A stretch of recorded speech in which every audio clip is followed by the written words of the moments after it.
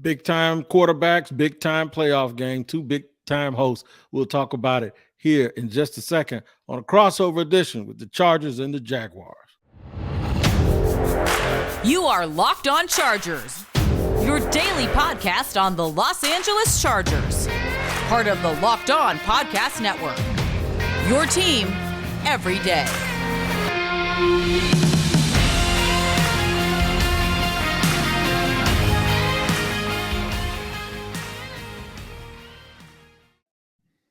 Thank you once again for joining Locked On Chargers and Locked On Jaguars for a crossover. I am Tony Wiggins.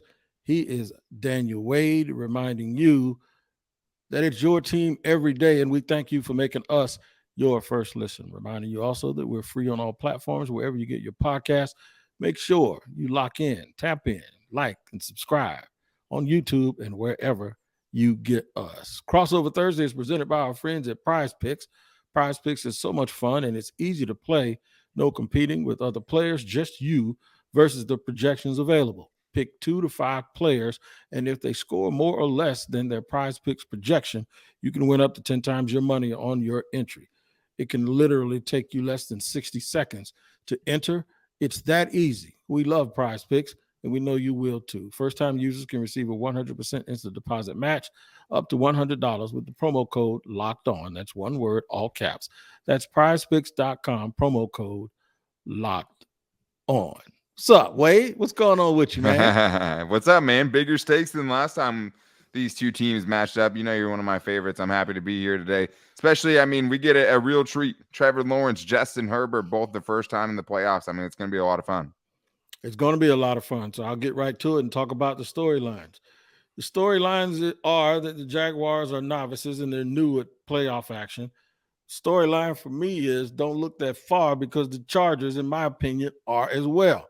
They've been the team that seemed like, just like Trevor Lawrence is the prince that was promised, it seems like on paper the Chargers have been the team that has been promised for such a long time. And it's one of those teams that if you look back through their history, everyone talks about the fact that Green Bay for the last 30 years have had 2 franchise quarterbacks. The Chargers aren't shaking a stick. They had Drew Brees and went to Phillip Rivers, and now, bang, they got Justin Herbert. So they're another franchise, in my opinion, that seems like we feel like they've accomplished a lot more than they actually have. They're not that far ahead of the Jaguars when it comes to playoff experience, though. Yeah, you're right. The last time this team made the playoffs, it did have some holdovers, but there was no Justin Herbert. He was still playing at Oregon, right? You do have guys like Keenan Allen and Joey Bosa that were still around then, but there's not a lot. Most of this team is entering the playoffs for the first time. A lot of these young guys are going for the first time. And that, to me, is the biggest storyline for the Chargers is, the first 2 years of Justin Herbert's career, it's like, yeah, he's great. He's setting records. But has he made the playoffs? Has he been able to take his team there? And, I don't think anyone blames Trevor Lawrence, right, for not making it last year with Urban Meyer. And I think for both teams, it's all right. Are you going in the right direction? I think the Jags, you can argue that whether they win or lose, right? This is a hugely successful season for Doug Peterson turning this franchise around. For the Chargers, it doesn't seem that simple, and it's all centered around Justin Herbert. It's his first playoff game.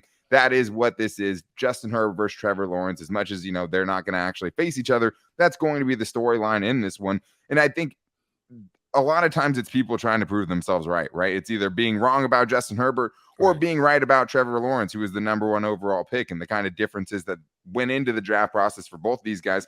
Now Justin Herbert's here. He has his weapons. He has most of his offensive line. He has Keenan Allen, which he didn't have the first time, right? And that's what this is about to me. What can he do? The spotlight's on. He's been good in prime time in his career, but now is when he gets to silence the haters. Because, say what you want about Joe Burrow. He doesn't get that same talk if he didn't take his team to the Super Bowl last year. And at the end of the day, these wins are important for those narratives. You're right. And something that I mentioned earlier this week is if you mention 6 or 7 top quarterbacks for the future, not only are they in the playoffs, most of them are in the AFC. So it's almost as if you don't have a quarterback, instead of saying, oh, this is a bummer because we finally get a franchise quarterback and now everybody else has one too. No, you better be looking at it like everybody has one and you need to find one, because if you don't, you won't have a chance. So look at that. Look, if all the favorites win, right? Right. And I'm not including the Jaguars because I don't know what the line is, but if all the favorites win next week, whoever wins this week between Justin Herbert and Trevor Lawrence, they're gonna have to either go play Patrick Mahomes, Josh Allen, or go play Joe Burrow. That's hard. Yeah. And imagine if Lamar Jackson comes back, it's either Joe Burrow or Lamar Jackson. That's hard. And no matter who wins this game, that's a quarterback that no one wants to play because he's going to be hot coming in. I think between these two guys, because the three guys we just mentioned with Josh Allen and Mahomes along with Burrow, I think because they've gone further, okay, those are the three guys, and rightfully so, they're the three. Okay, normally it's the two, but then Burrow kind of pushed himself in there a little bit. He's beaten Mahomes 3 straight times. So now you get this next level, and that's the Lamar Jackson, Justin Herbert, Trevor Lawrence, even though Justin Herbert's sort of at the top of that next list. That's where you get that. And so what you're saying is somebody's going to have a leg up in getting that next thing, having that next step happen for them by winning a playoff game. It's going to be one of these guys. I got a feeling that Trevor gets a little bit more of a mulligan if he loses, as opposed to your guy, because Herbert's been there already. And like I said, it seems like they've underachieved in actuality. Yeah, I couldn't agree more. I mean, I do think, if Trevor Lawrence goes out there and has a good game and they lose, I don't think anyone takes anything away from him. It feels like Justin Herbert could go out there and let his defense give up, 31 points, and he's still going to be taking some heat after it because so many people have been quick to put him in that upper echelon, put him with the Patrick Mahomes and the Josh Allens. And in reality, he probably is that next step below. And I think for both of these guys, I mean, Trevor Lawrence this year, especially the back half of the season, put himself in the conversation with Justin Herbert in the next tier below the next tier, right? Like he put himself there. Justin Herbert's trying to knock on the door and say, hey, I am one of these dudes. Put me in that top 4. It's a top 4 now. It's Josh Allen. It's Patrick Mahomes. It's Joe Burrow. And it's me. And this is how you do it. You do it by having success in the playoffs, like we saw with Joe Burrow. That's how he kind of announced himself and put himself in that class, which is a very, very elite class. And I mean, everyone in that second tier would be the best quarterbacks in the NFC right now, right? So it is hard, but you're right. In the AFC, it starts with having a dude like that, right? Look at these playoffs. You can say everything you want about defense and running game and all those things. There's a reason why the top 5 seeds right now in the AFC are all the young, bright futures of the NFL right now. And specifically with these two dudes, you're talking about 2 physical dudes who look the part, who are what the prototypical quarterback has been for all these old GMs and guys like that for forever, right? Get a guy who's 6'5", get a guy who's built like that, except for these dudes move around a little bit better. And that'll be another key in this one because Trevor Lawrence will, take it and run. Justin Herbert hasn't done that. Starting in that game week 3 after he, fractured his rib cartilage, he hasn't done that. Will that make the difference in this game? Can he kind of turn the warning signs off, right? And not just go down because the coaches tell him, hey, you got to slide. You can't take any hits. He might need to take some hits in this game. He might need to. You might not want him to. I don't want to. Because that defense has been playing really, really well for Jacksonville. So here's what we're going to do. We're going to get into key matchups and talk specifically about this game and what it means, what these matchups mean for this particular game. And we'll do that in just a second here on Locked On Jaguars. But first, I have to let you know today's show is sponsored and brought to you by BetOnline.net because it is your number one source for sports betting info, stats, news, and analysis. Get the latest odds and trends for every professional amateur league out there, from pro football to college bowl season, which just came and went. I hope you had the Georgia Bulldogs by 54. To basketball. College basketball is going off, and the NBA right now. They've got it all at BetOnline. Now, if you love sports broadcasts and podcasts, you can even find those at BetOnline as well. We're always the fastest and easiest way to get to your betting info. Head to the website today or use your mobile device to learn more. Make sure before you make a wager, you look at BetOnline this week to see what the Saturday, Sunday, and even the Monday night game has in store. And the reason why you want to do that is because BetOnline is where the game starts. I want to tell you about something that I experienced this weekend. I was flying to and from the nation's capital, and I could go in airplane mode and I could play my new game, which is Ultimate Pro Football GM. You are going to absolutely love it. For as much grief as y'all give me about not knowing what I'm talking about when it comes to the draft, Ultimate Football GM allows you to be a GM. You can get off my back and see how well you do managing your team, hiring the right coaches and coordinators, setting up training, trading players, making high draft picks, choosing bad character guys with better talent over good guys with lesser talent, and see how it works out for you. You can do all of that in a challenging and realistic game world. Ultimate Football GM is completely free and playable offline. Play on the go as you want, when you want to. Locked On Jaguars and Locked On Chargers listeners get a 100% free boost to their franchise when using the promo code Locked On in all caps. You have to use it in the game store. That's Locked On in all caps, so make sure to check it out today. To download the game, just visit ultimate-gm.com or look it up on the App Store. That's ultimate-gm.com. Ultimate Football GM. Start your dynasty today. And you can also start your day with us. That's right. Two cats here from Locked On Jaguars and Locked On Chargers talking about some key matchups. Go first. Tell me what the key matchups are from your perspective. Yeah, I mean, for me, keeping it based on the quarterbacks, right? Because we do get to watch the best quarterback matchup of the first weekend of the playoffs, which is very exciting. But for me, a lot has to do with the Chargers offensive line and how they hold up. And to me, it's Jamari Sawyer and Trey Pipkins versus Arden Key and Josh Allen, right? And those are the two dudes who have been absolutely getting after it over the last 2 weeks. These are the guys that scare me when I'm thinking about the game plan for the Chargers. I mean, Allen has 16 pressures over the last 2 games. He has 11 pressures over the last 2 games. That's 27 pressures from 2 dudes. Obviously, right, the Titans and the Texans aren't 2 offensive lines you're writing home about. And I mean, Josh Allen for sure has been polarizing in Jacksonville, right? Coming on at a great time for him, obviously. But this was another thing that kind of undid the Chargers in the first round, right? I mean, they lost Corey Linsley in the game, had to put in Will Clapp, their backup center. And they also lost Rashawn Slater, their all-pro left tackle, and had to put in Storm Norton, who gave up 8 pressures and only 25 pass blocking snaps, and the Chargers were on their way to allowing 25, plus pressures alone in that game. It can't go like that if the Chargers want to win, right? They will have their center back, their all-pro center back. Trey Pipkins has gotten a lot better during this season, and Jamari Sawyer, the 6th-round rookie, has been a lot better than Storm Norton has ever been for the Chargers. But that is a really bad matchup for the Chargers, at least on paper. I want to remind you about a guy named Trayvon Walker. He was injured the last 2 weeks. But yeah. Trayvon Walker is a physical beast who really, when you watch the tape, affects the game a lot more than his statistics tell you that he does. Sure. So when they go to that package where they have all 3 of those guys, the 2 you mentioned, and Trayvon in the game, my point is you have to get to that package. You only get to that package with a good reps on first and second down. If you never get them into a situation where it's an obvious passing situation, then they prevent 3 of their best players from being on the field at the same time because of the way that they line up. So what you really want is to get into a down and distance situation where you have those 2 guys, Arden Key as well as Josh Allen at edge, and you want to be able to move Trayvon Walker around because that's where he's been best. So scary. The matchup for me is that one. You got to win first and second down. That means stopping Austin Eckler between the tackles and likely stopping Austin Eckler in the flat where he's had over 100 catches this year.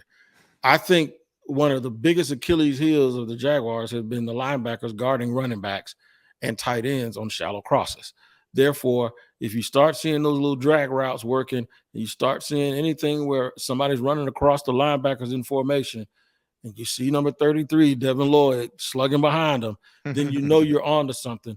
And that's when all of the bootlegs and the play action, that's when it really starts to work, and he can get himself armed up to go downfield to his big wide receiver. So I'm really focused on that, as well as when we're on defense, who's on the other side, who's taking advantage of Darius Williams.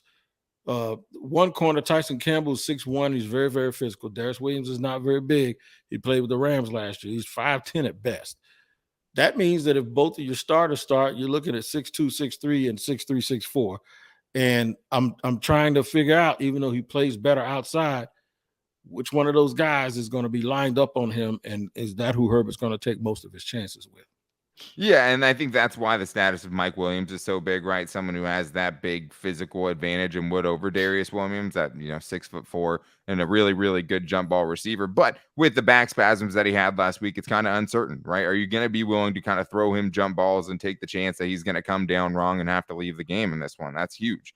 I think the other thing is too, who's going to man up with Keenan Allen in the slot? I think that's a big one in this game because Keenan Allen didn't play the first time. And if you look at it on a per game basis this year, he's having probably his best season since 2018, 2019. He's been that good when he's been on the field. If you're just talking about the games where he's been able to go start to finish, no snap counts or anything like that.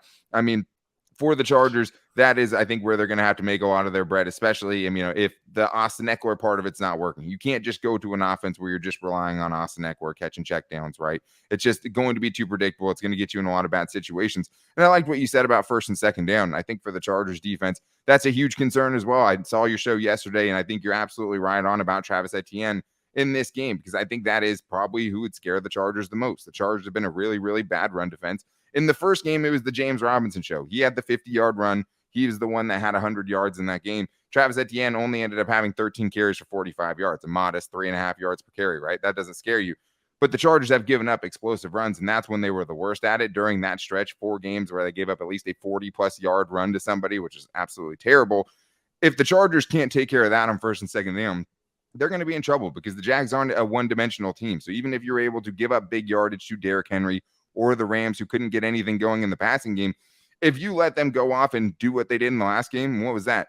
2 8+ minute drives in the second half for the Jaguars that absolutely demolished that Chargers defense and wore them down. If you let that be the game plan and you can't put Trevor Lawrence in those same situations where he can get a little bit uncomfortable and aerial pass potentially, you're going to be in a lot of trouble. The Jags are going to get a lot of long drives, and if you can't stop them in the ground, you're not getting your best players, Joey Bosa and Khalil Mack, involved.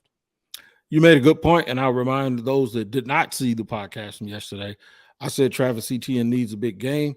I think he needs a big game because, one, they could use anything that's going to keep those pass rushers honest and keep Derwin James honest in the box instead of him being able to roam around like a center fielder, which he does better than anyone in the league. It'll also make Khalil Mack and Joey Bosa have to take a little look-see before they start getting upfield. The one thing about those guys when they get upfield, Trevor Lawrence has a little getaway car on his feet. He can get away from it, and he can extend drives. So I do look for the Jaguars. I'm not saying that they're going to go ahead and rush for 200 yards, but they do need to do enough on the ground to keep the Chargers honest. All right, here's what we're going to do. We're going to give key matchups. We talked about keys. The keys to victory is what we're going to discuss. Not only the keys to victory, but we're going to talk about we're going to give a prediction as well as just give you a general recap of everything that we've talked about. But we'll do it in just a second here on Locked on Jags and Locked on Chargers. First, I have to tell you guys about the best protein bar out there. I mean, we were talking about quarterbacks on this show, and the Chargers and Jaguars kind of have 2 unicorns, right? 2 guys that look the part but aren't just the stationary guys like Joe Flacco that aren't going to be able to move around a lot. Well, I have to tell you that the unicorn of the protein bar world is Built Bars, because they're the Built Bar, the protein bar that tastes like a candy bar. When you're on a diet, everyone hates diets for what reason? You don't get to eat the best tasting food. With Built Bar, you get the best of both worlds. So as you roll out your New Year's resolutions and you're trying to stay on that diet and fast and go keto, whatever you're trying to do, Built Bar works for all of those things. And the best part is you get the flavors. Because let's be honest, if it doesn't taste good, I'm just not going to eat it. Doesn't matter how healthy it is. I've tried a lot of healthy things that I just can't eat because it doesn't taste good. Those things don't usually come in churro flavor, right? Those things don't usually come in double chocolate, aren't made with 100% real chocolate. They don't come in chocolate, peanut butter, or all the other great flavors that Built Bar has. And that's what separates them. Not only you're getting something that tastes great, you're getting the best flavors. You're getting the variety, because diets can be super monotonous and you're not getting the best tasting things. And you're eating chicken and rice and all those things. Flavor it up a little bit. You need some flavor in that diet. Get Built Bar. They have the best flavors out there. And you can even find them at Sam's Club and Walmart. They're so easy to get now. And you can even save some money since you're listening to this extra special crossover Thursday. You can go to BuiltBar.com and use the promo code LOCKEDON15 to get 15% off your next order at BuiltBar.com. All right. First, listen, Locked on Jaguars, Locked on Chargers. Second, listen, goes to Locked on Sports Today with Peter Bukowski. That's right. You're going to get the local experts from around the world of sports to tell you about all the big stories in sports. And I'm sure one of us come Saturday night or Sunday night, we'll be talking to Peter about our big advancement, right? And one of us will be home not talking to anybody. But make sure you check out Locked On Sports Today. It's free wherever you get your podcast. Everywhere you get your podcast, it is free. Make sure you lock in and tap in and like and subscribe. All right. So we recap the storylines of both of these teams, health and wealth, guys being able to be in place and put their best foot forward. We're not even going to talk about the 38-10 game earlier this year because both teams are different.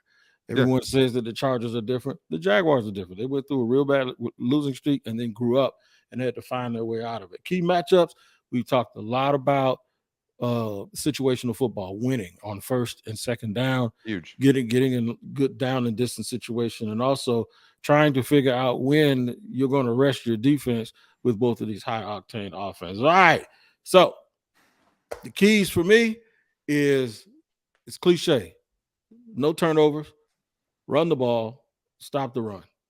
If you run the ball, you're unpredictable. You stop the run, you are making them one-dimensional, which gives you a chance to mix and match, and it gives you a chance to put a package on the field that has your best 11 defenders on the field as opposed to having to beef up in the middle and stop the run.